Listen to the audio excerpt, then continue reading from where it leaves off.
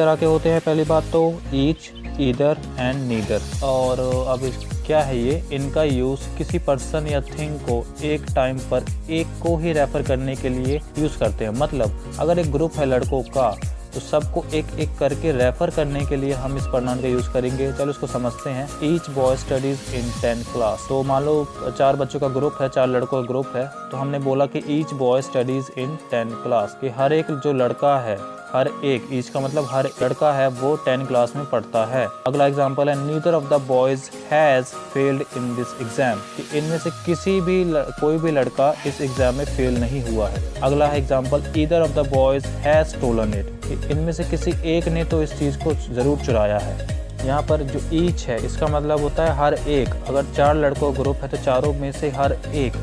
Neither जो है उसमें से होता है कोई भी नहीं, चारों में से कोई भी नहीं।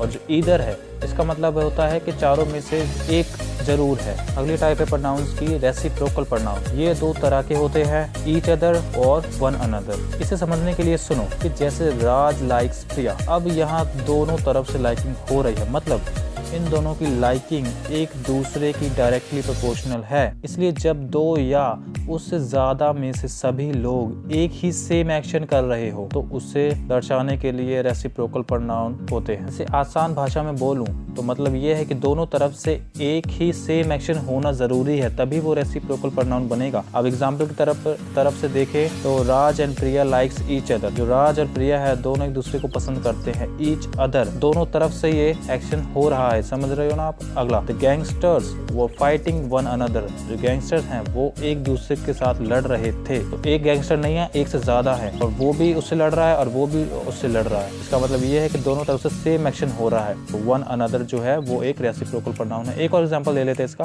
We gave each other gifts, हमने एक दूसरे को गिफ्ट्स दिए। तो एक दूसरे को गिफ्ट देने का मतलब तो यही है कि एक तो गिफ्ट देगा और दूसरा भी गिफ्ट देगा। दोनों तरफ से सेम एक्शन हो रहा है, जैसे मैंने आपको बताया था। और ये है रेसिप्रोकल प्रोनाउन। और इसकी लास्ट टाइप है इंडेफिनिट प्रोनाउंस। ये प्रोनाउन किसी स्पेसिफिक पर्सन या थिंग को रेफर नहीं करते, नहीं करते, बल्कि उनको रेफर करते हैं जो स्पेसिफिक नहीं है, मतलब जो कॉमन है सबके लिए। For example all, any, anyone, ये इसके टाइप्स है वैसे। All, any, anyone, anything, each, everybody, everyone, everything, few, many, nobody, none, one, several, some, somebody and some। डराना मत, क्योंकि इन सभी को आपको एक सेंटेंस में यूज करने की जरूरत कभी भी नहीं पड़ेगी, आई गारंटी यू दैट। और इनडेफिनिट प्रोनाउन जो ये है, ये इसके नाम से ही क्लियर होता है, इनडेफिनिट, जिसकी कोई सीमा ना हो। मतलब जो हमने यहाँ पे यूज़ किए हैं words like all, any, all में सब आते हैं, एनी में कुछ भी हो सकता है, एनीवन कोई भी हो सकता है, एनीथिंग कुछ भी हो सकता है, ईच सारे, एवरीबॉडी हर कोई, तो इनकी कुछ सीमा नहीं है, इसलिए इनको बोलते हैं हम इनडेफिनिट प्रोनाउन। अब इनके एग्जांपल से और हम अच्छा समझ लेते हैं। I don't know anything about music, मुझे म्यूजिक के बारे में कुछ नहीं पता। कुछ नहीं, कुछ भी हो सकता है, मतलब कितना भी ज्यादा हो सकता है, कितना भी कम हो सकता है, जो डेफिनेट नहीं है, इसलिए है ये इनडेफिनिट प्रोनाउन। अगली example, I respect all people. अब जो ऑल है ये ऐसा वर्ड है जिसमें सभी लोग आ सकते हैं, पूरे 8 बिलियन लोग भी आ सकते हैं। हाँ, 7 बिलियन से 8 बिलियन हो गई जनसंख्या दुनिया की। अगला एग्जाम्पल है, she has few pencils in her bag, के उसकी बैग कुछ पेंसिल्स हैं उसके बैग में, ठीक है।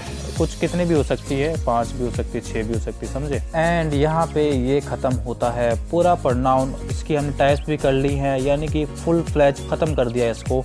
अब अगली वीडियो की तरफ बढ़ेंगे, और अगर आपको ये वीडियो अच्छी लगी हो तो प्लीज़ लाइक एंड सब्सक्राइब जरूर कर देना, शेयर भी कर देना एंड कमेंट भी कर देना। मैं ज़रूर आपको रिप्लाई करूँगा। ऐसा नहीं होगा कि मैं रिप्लाई ना करूँ, अगर मैंने नहीं किया तो वो मेरी गलती है, बट ऐसा कभी नहीं होगा। Okay, bye.